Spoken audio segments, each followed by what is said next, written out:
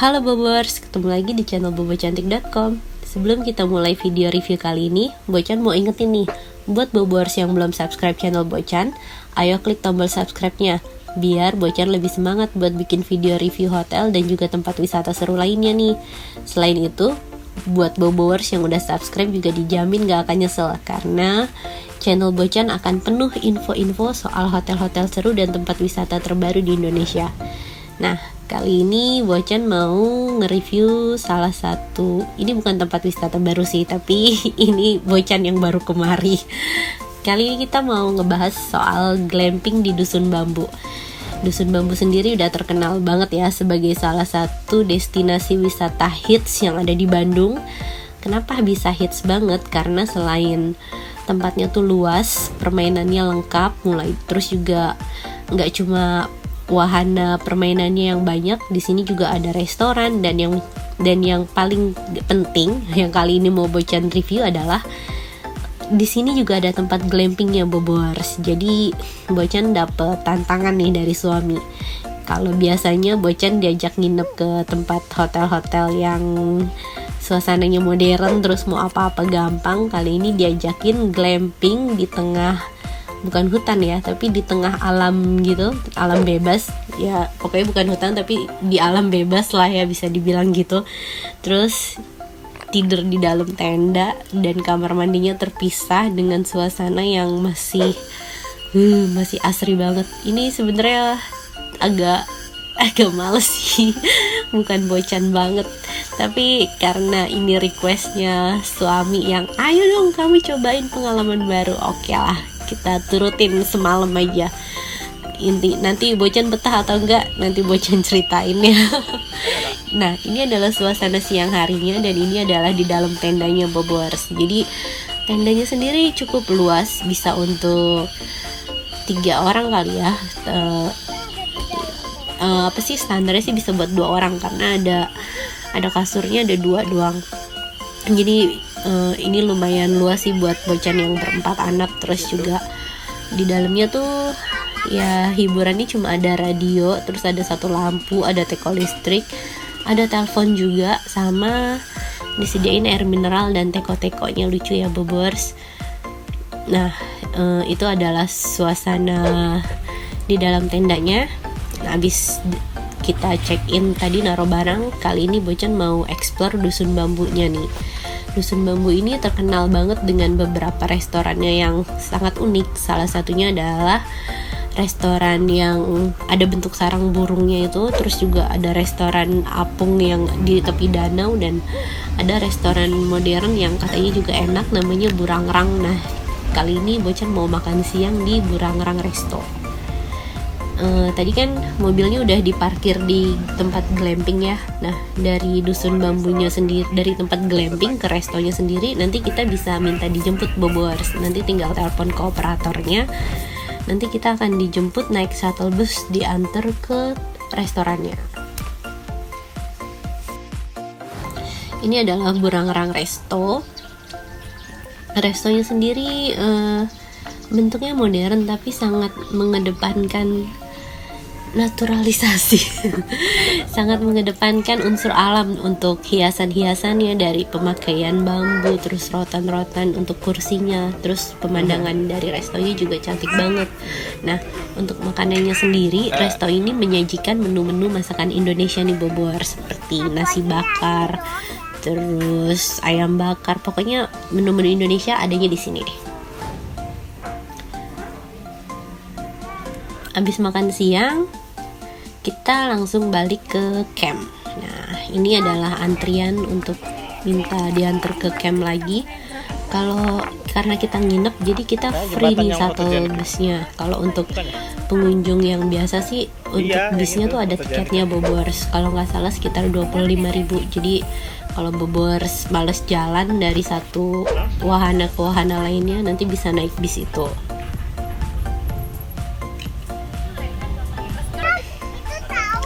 Nah, itu tuh adalah pos jaganya. Jadi walaupun suasananya terlihat seperti di alam bebas, tapi sebenarnya ini masih masih banyak manusia lah istilahnya, masih ada yang jaga. Terus juga di tenda-tenda lainnya Bocan lihat sih keisi juga, jadi nggak bener-bener cuma Bocan sendirian di sini.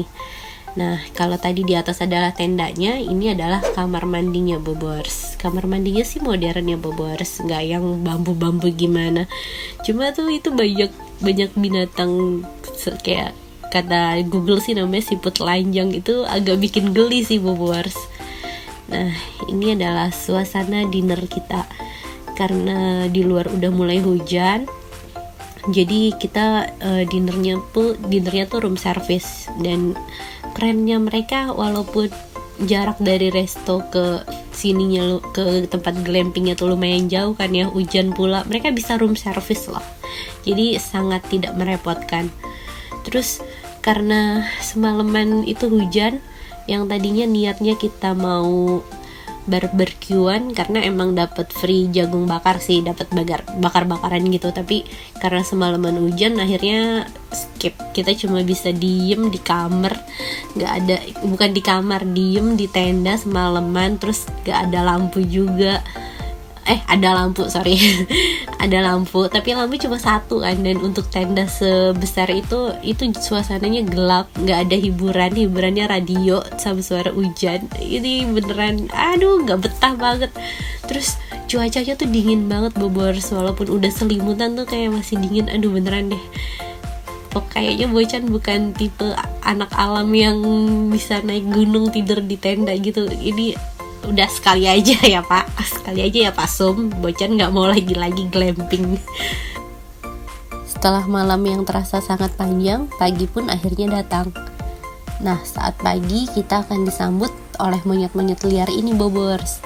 Itu monyet dapat kopi dari mana ya? Bocan aja belum sarapan, pagi-pagi dia udah ngopi. Salah satu aturan saat glamping adalah kita nggak boleh naruh sampah sembarangan, karena bakal diacak-acak sama monyet liar tadi Bobors. Untuk sarapannya kita mandi Burangrang Cafe. Ini udah termasuk dengan harga sewa kamar yang Bocan bayar. Untuk rate per malam di glamping Dusun Bambu ini sekitar 1 juta rupiah untuk tipe 2 tempat tidur. Kalau untuk yang tenda yang lebih besar kayaknya ada lagi, itu harganya sekitar 2 jutaan. Setelah sarapan, saatnya kita keliling-keliling Dusun Bambu nih. Ada apa aja sih di Dusun Bambu ini? Dusun Bambu sendiri sebenarnya merupakan wahana liburan terlengkap ya Bobors. Jadi untuk resortnya ada, untuk restorannya sendiri juga ada 3 nih Bobors. Ada 3 restoran cantik yang semuanya fotogenik, mulai dari restoran di tepi danau, terus juga ada restoran dengan bentuk sangkar burung dan burangrang yang tadi kita makan. Ini adalah Resto Apung. Danaunya sih danau buatan Bobors, tapi cantik banget untuk dijadiin latar foto-foto ya. Kalau untuk yang menginap, kita dapat tiket gratis untuk menaiki kano dan berkeliling danau. Tapi kayaknya agak riskan ya buat Bocan yang bawa 2 anak kalau naik kano. Jadi akhirnya Bocan pilih naik perahu apa nih namanya. Pokoknya dia muter-muter gitu deh, bisa jalan sendiri. Nanti kita tinggal tentuin mau ke arah mana. Ini harga tiket untuk perahunya sekitar 50.000 Bobors. Habis naik perahu, kita lanjutin jalan-jalan ke restoran dengan bentuk sangkar burung, namanya Lutung Kasarung. Karena Bocan habis sarapan dan ini juga menunya sukiyaki, bukan favorit Bocan, jadi kita kemari cuma buat numpang foto-foto aja nih. Soalnya kan jembatannya lucu ya, dengan bentuk sangkar-sangkar burung yang bisa dijadiin latar foto. Pokoknya kece banget sih ini restorannya. Ini suasana pagi sekitar jam 10 ya Bobors, tapi udah lumayan rame ya. Tapi nggak serame mungkin saat siang nanti kali, Bocan nggak tahu sih. Tapi ini udah ada beberapa pengunjung sih, nggak yang sepi-sepi banget gitu. Kayak tadi di tepi danaunya aja udah lumayan ngantri tuh buat foto-fotonya. Padahal itu baru jam 10 pagi loh.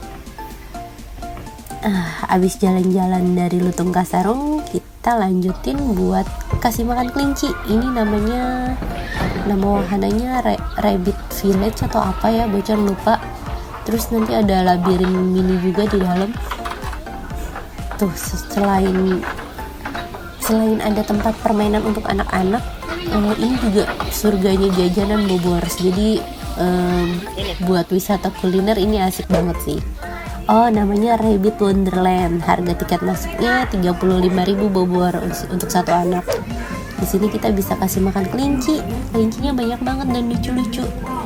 Tapi ini kelincinya pada bau pesing abis nggak pakai pampers sih Bobor. Nah, abis kasih makan kelinci, Bocan balik ke kamar dulu nih karena udah jam 11-an, udah waktunya bentar lagi check out kan. Jadi kita beberes, mandi segala macem. Baru abis itu lanjutin jalan-jalan lagi dan kita cobain berkuda. Kalau untuk harga tiket kudanya sendiri, Bocan lupa Bobors, kayaknya sekitar berapa ya? 50.000 atau 30 ribuan ya, Bocan lupa deh. Aduh, nanti Bobors bisa googling lagi deh. Ini adalah wahana berkudanya.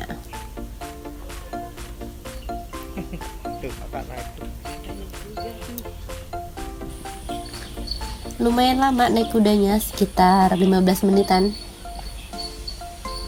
Habis naik kuda, kini kita udah check out ya Bobors, kita udah beres semua, jadi kita bebas mau kemana. Kita lanjutin buat cobain makan siang di Resto Apungnya.